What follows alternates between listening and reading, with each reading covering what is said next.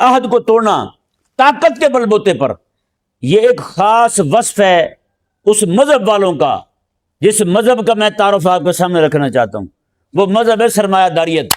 سرمایہ داریت جو ہے نا، اس کا تعلق اس کے ساتھ نہیں ہے، مال کے ساتھ ہی نہیں ہے۔ سرمایہ داریت چونکہ ایک مذہب بن چکا ہے، یہ امیر بھی اس کا رکن ہے، غریب بھی اس کا رکن بنا ہوا ہے۔ سرمایہ داریت میں ہر فرد اپنے عمل کا خود ذمہ دار ہے، اسے کوئی روک ٹوک نہیں سکتا۔ عقیدہ جو رکھے، عمل جو رکھے، کوئی پرواہ نہیں۔ ہمارے ہاں نعوذ باللہ من ذالک کلمہ پڑھنے والوں میں بھی یہ بات آ چکی ہے۔ تتخذون ایمانکم دخلا بینکم ان تکون امۃ ہی اربا من امہ انما یبلوکم اللہ بہ وَلَيُبَيِّنَنَّ لَكُمْ يَوْمَ الْقِيَامَةِ مَا كُنْتُمْ فِيهِ تَخْتَلِفُونَ۔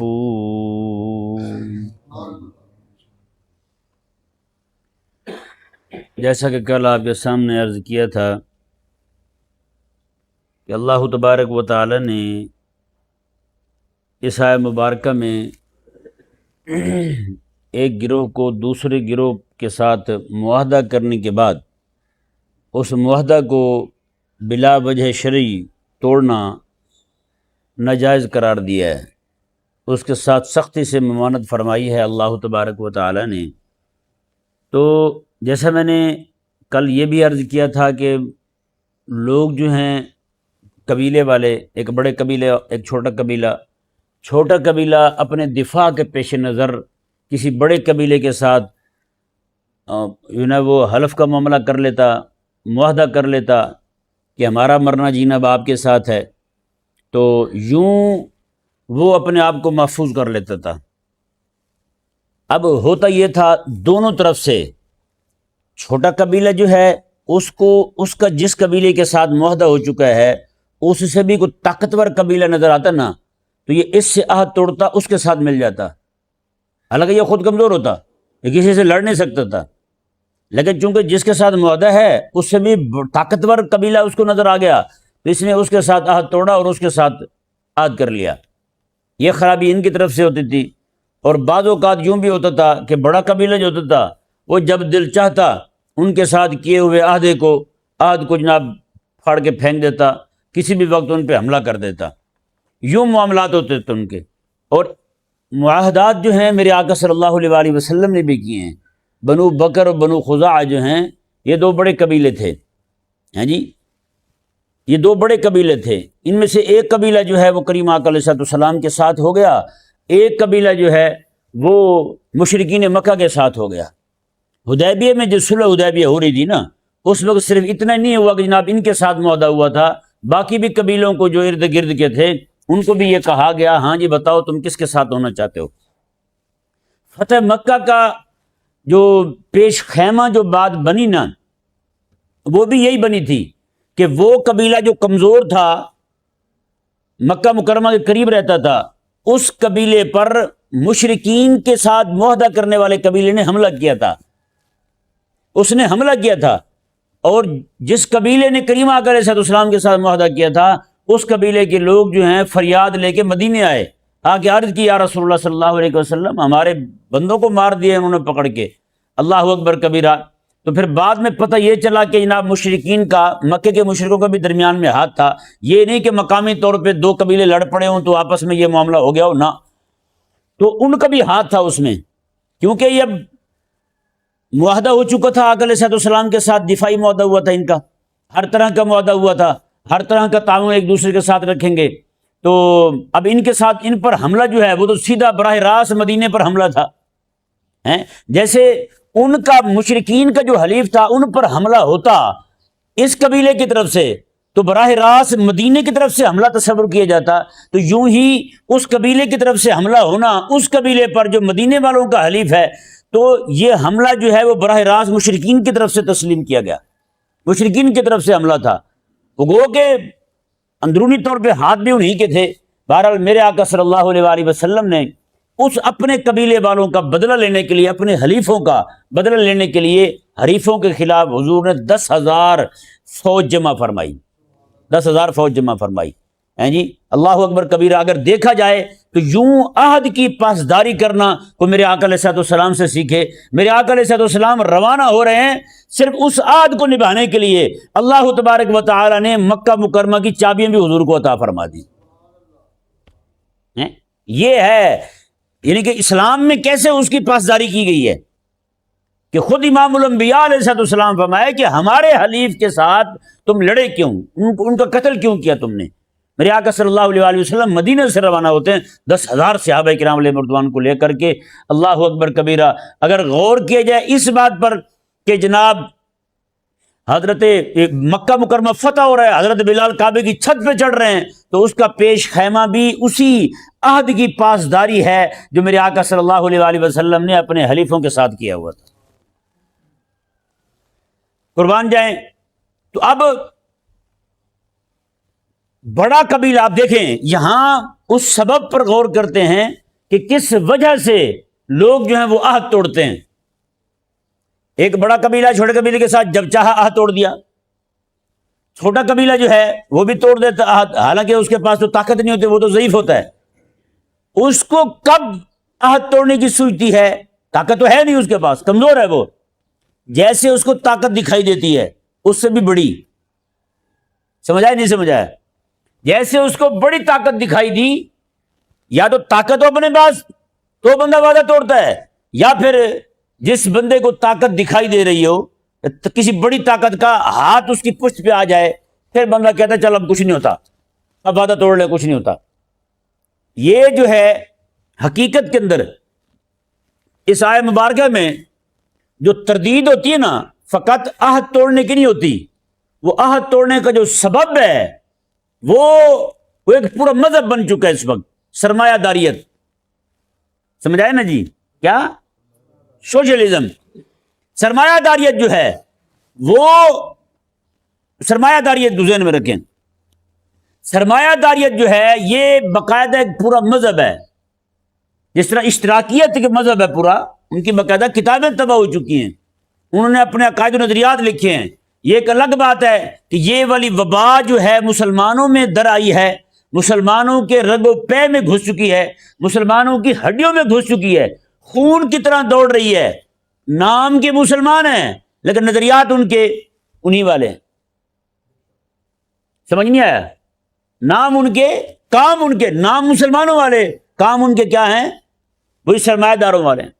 عموماً یہ نعوذ باللہ من ذالک کئی مولوی بیچارے بھی جو دین زیادہ پڑھتے نہیں ہیں, فرنگی تعلیم کی طرف توجہ دیتے ہیں, ان بیچاروں کو پتہ ہوتا کو نہیں, وہ بھی جگہ جگہ کہہ رہے ہوتے ہیں اسلام جو ہے وہ سرمایہ داریت کا دین ہے. بھائی اسلام کون سا دین ہے؟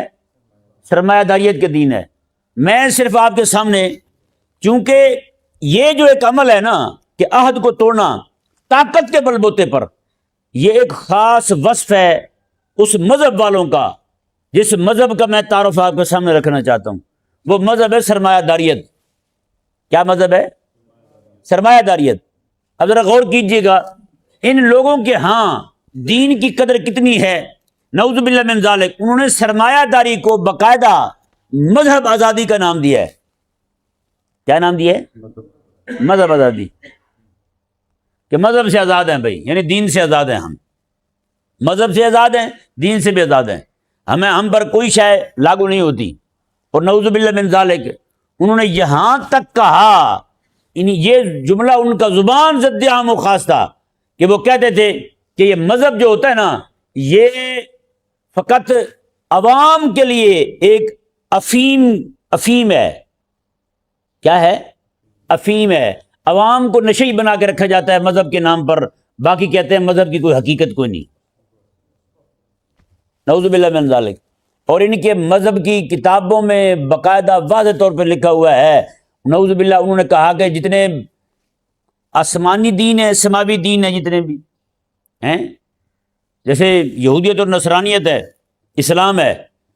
یہودیت اصل میں وہ بھی اسلام ہی تھا, بعد میں رخیں ان کی تصویریں بدلتی گئیں تو نام ان کے اور پڑ گئے. تو وہ یہودیت, نصرانیت اور اسلام جو ہے, اب یہ جو وہ کہتے ہیں یہ تین سماوی دین ہے نا, وہ کہتے ہیں کہ حقیقت میں یہ بھی ابھی کچھ 100 سال پہلے کے کچھ لوگوں نے بیٹھ کے اپنی طرف سے گھڑ دیے ہیں، یہ اللہ کی طرف سے نازل کیے ہوئے نہیں ہیں، یہ اللہ تعالیٰ کی طرف سے بھیجے ہوئے نہیں ہیں، یہ لوگوں نے گھڑے ہیں اپنے طور پر، نعوذ باللہ من ذالک۔ آپ ذرا دیکھیں سرمایہ داری میں دینی زندگی کیسے ہوتی ہے، ذرا وہ دیکھیں۔ یہ میں آپ کے سامنے اس لیے بیان کر رہا ہوں تاکہ آپ کو پتہ چلے کہ یہ والی باتیں جو ہیں وہ ہم میں تو نہیں آ چکی۔ اس نظام میں ہر فرد کو چھوٹ ہوتی ہے جیسا چاہے عقیدہ اپنائے، جیسا چاہے عقیدہ رکھے، کوئی روک ٹوک نہیں، کوئی مسئلہ نہیں، نہ حکومت کو عمل دخل دے گی، نہ کسی عام بندے کو ان کو منع کرنے کی اجازت ہے۔ کوئی بندہ بھی اس کو نہیں کہہ سکتا، یعنی کوئی فرد بھی نہیں کہہ سکتا، حکومت بھی نہیں کہہ سکتی ان کو، جیسے مرضی عقیدہ رکھیں، جیسے مرضی نظریہ رکھیں۔ بتائیں، ذرا غور کریں اس بات پر، کیا خیال ہے آج ہمارے ہاں یہ ہو رہا ہے نہیں ہو رہا؟ جیسے مرضی عقیدہ رکھے، جیسے دل چاہے جناب گستاخیاں کر دے حضرات انبیاء کرام علیہ السلام کی، ہیں وہ کر نہیں رہا جہلم کا بدتمیز، وہ بدبخت آئے دن نئی سے نئی بکواس کرتا ہے حضرات انبیاء کرام علیہ السلام کے لیے۔ اس نے علماء کو بکواس کرنی شروع کی، لوگ چپ رہے، پھر اسلاف کو پڑ گیا، لوگ چپ رہے، پھر صحابہ کرام کو ان کی گستاخی کی، لوگ خاموش رہے، اور حضرات انبیاء کرام علیہ السلام کی گستاخیاں کر چکے۔ بتائیں اتنے عرصے سے کر رہا ہے، کوئی اس کو پکڑ رہا تھا؟ یہ ابھی گیا تھوڑا سا رہ کے واپس آ گیا، وہ بھی عوامی دباؤ پہ، اس کو بھی جس ایکٹ کے تحت پکڑا گیا ہے، وہ 16 MPO کہہ رہے تھے، وہ بھی اس کی حفاظت کے لیے پکڑا گیا ہے، کہیں مارا نہ جائے وہ کسی کے ہاتھ سے، وگرنہ اس کا عقیدے کے دفاع کے ساتھ کوئی تعلق نہیں، اس کی تنبیہ کے ساتھ کوئی تعلق نہیں۔ اس لیے جب وہ گیا تھا، پہلے وہ کہتا تھا کہ یہ اڑانی جو ہے، یہ پتنگے بازی یہ حرام ہے، یہ گستاخ رسول کی یاد میں ہوتا ہے، تو اب وہ کہتا ہے جی اڑانی جائز ہے، اگر مضبوط ڈور ہو تو میں بھی اڑاؤں گا۔ بتائیں کیسے کیسے فتوے بدلے ہیں اس کے، اور اس کے علاوہ اور بھی بہت ساری باتیں کی ہیں اس نے۔ بتائیں اگر یہاں سرمایہ داریت نہ ہوتی تو غامدی جو ہے وہ علل اعلان ٹیلی ویژن پہ بیٹھ کے یہ کہہ دیتا کہ قادیانیوں کے پیچھے بھی نماز پڑھنی جائز ہے۔ سرمایہ داری میں ہوتا یہ، جس کا جو عقیدہ رکھے مرضی کرے، کسی کو کوئی روک ٹوک نہیں ہے۔ یہاں اس لیے نعوذ باللہ من ذالک یہ بھینسا گروپ، موچی گروپ، یہ بلاسفیمی، یہ سارے معاملات، بھائی صاحب دماغ پھٹتا ہے آپ کا، آپ ذرا غور تو کریں گے بات کہاں سے کہاں جا پہنچی ہے۔ اتنے معاملات ہو چکے، ہر بندے کو اجازت ہے جو مرضی بول دے، جی جو مرضی بول دے، اللہ رسول کے لیے جو مرضی بول دے۔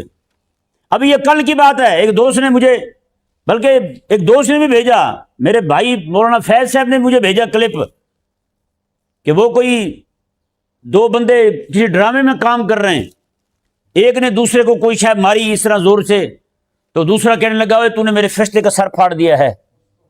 بتائیں یہ سرمایہ داری میں ہوتا ہے، اسلام میں نہیں ہوتا، اسلام میں نہیں ہوتا۔ اور یار ہندو بھی اس طرح اپنی مذہبی جو ہے نا شاعر کی توہین نہیں کرنے دیتا، آپ وہاں بیٹھ کے ان کے پنڈت کے خلاف بات تو کریں، ان کے مندر کے خلاف بات تو کریں۔ یہاں نعوذ باللہ من ذالک حضرات انبیاء کرام علیہ السلام اور ملائکہ کرام علیہ السلام محفوظ نہیں ہیں بھائی، ان پر حملے اور گندے جملے کسے جا رہے ہیں۔ اور بتائیں یہ اس نے جملہ بولا، آگے سے لوگ تالیاں بجا رہے ہیں، لوگ ہنس رہے ہیں، تالیاں بجا رہے ہیں۔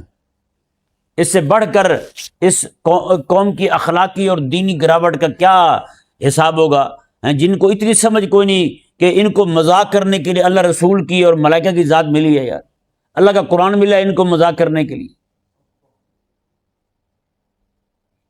یہ بھی دن دیکھنے تھے، اور ان کو کھلی اجازت ہے، کھلی چھوٹ ہے ان کو، جو مرضی کرتے رہیں۔ ہیں جی یہ جس طرح کی مرضی دہشت گردی پھیلائیں، ہیں جی عقائد کے حوالے سے جو مرضی کہہ دے بندہ، یہاں یوٹیوب پر بیٹھ کے صحابہ کرام پر تبرہ بازی کی جا رہی ہیں، صحابہ کرام پر تبرہ بازی کی جا رہی ہیں، نعوذ باللہ من ذالک، اہل اللہ کے خلاف گندی سے گندی زبان استعمال کی جا رہی ہیں۔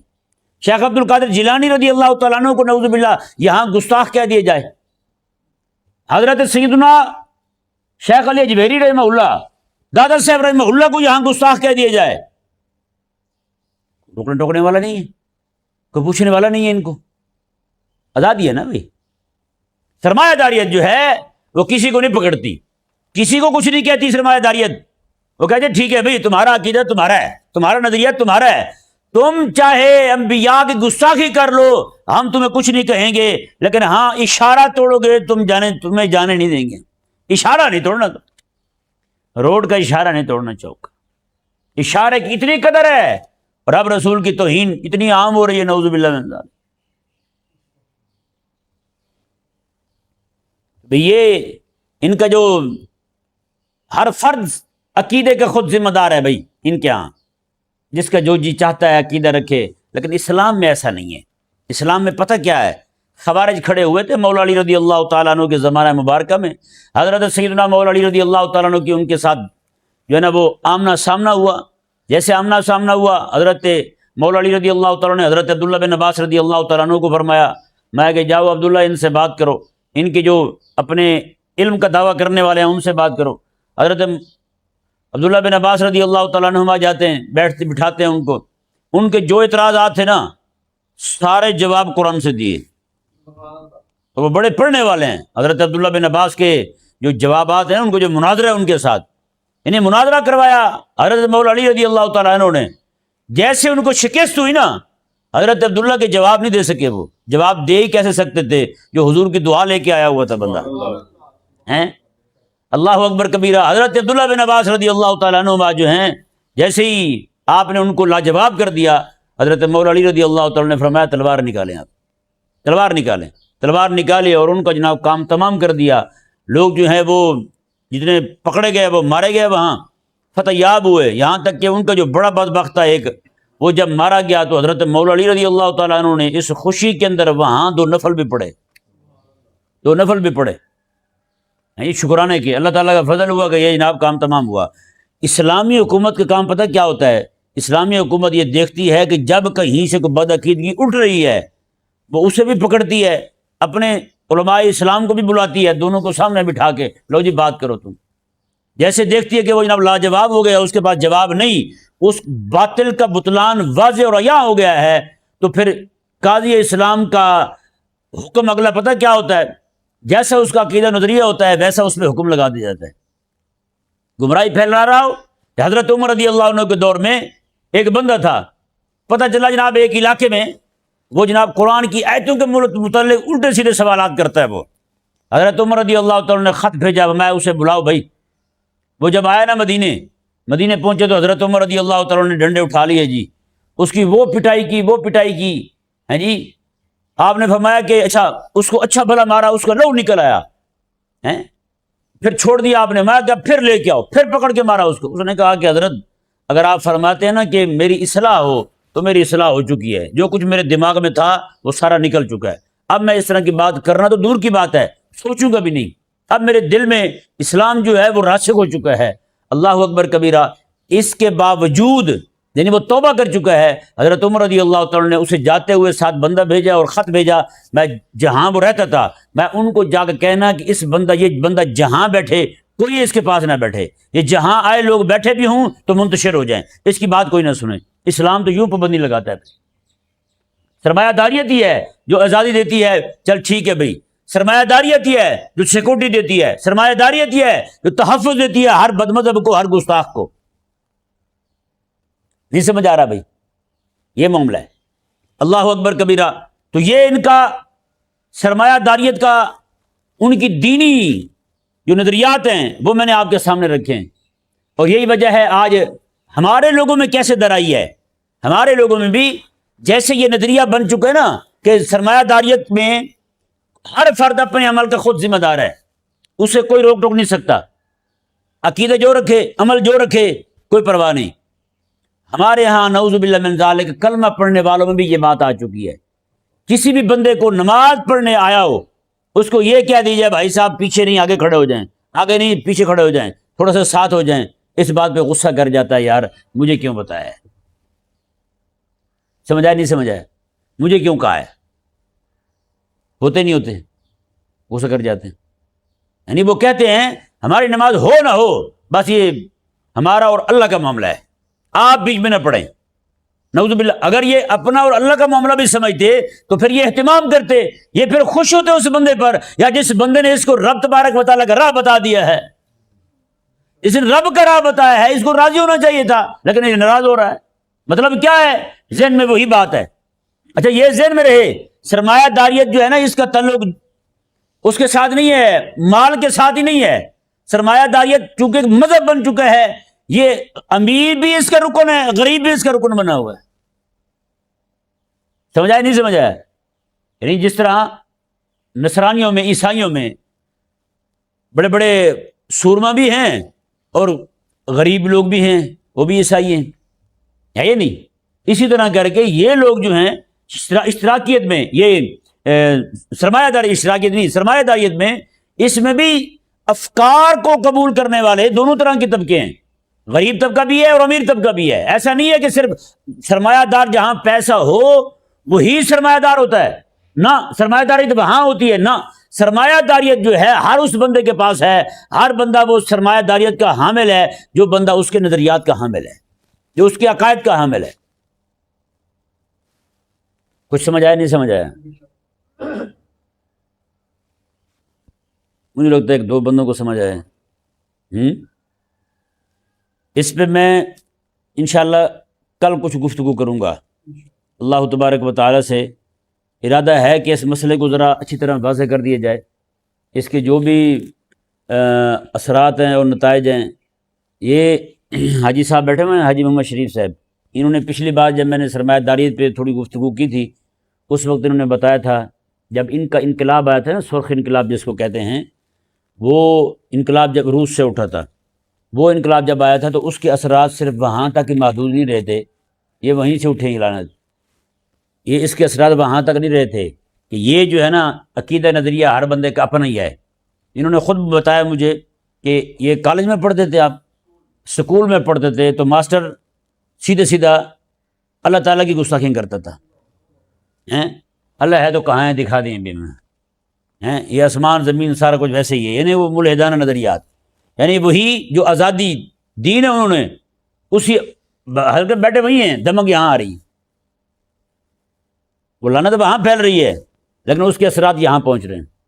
پھر یہی ہوا، لبرلزم، سیکولرزم، سوشلزم، یہ ساری چیزیں اسی طرح کر کے پھیلتی گئی۔ آج نعوذ باللہ من ذالک مسلمان جو ہیں وہ ان چیزوں کو اپنا چکے ہیں، اپنانے کے بعد عامل بھی ہیں اور ان کو چھوڑنے کا نام بھی نہیں لیتے۔ اس لیے میں نے کہا کہ یہ آیہ مبارکہ جو ہے یہ اس سے کر رہی ہے، رد کر رہی ہے اس پر، تو میں نے کہا کہ اس پہ تھوڑی سی ذرا گفتگو کر دی جائے، انشاءاللہ عز و جل کل ممکن ہوا تو پرسوں 2 دن میں یہ گفتگو جو ہے وہ سمیٹ لی جائے گی۔ اللہ تبارک و تعالیٰ سمجھنے کی توفیق عطا فرمائے۔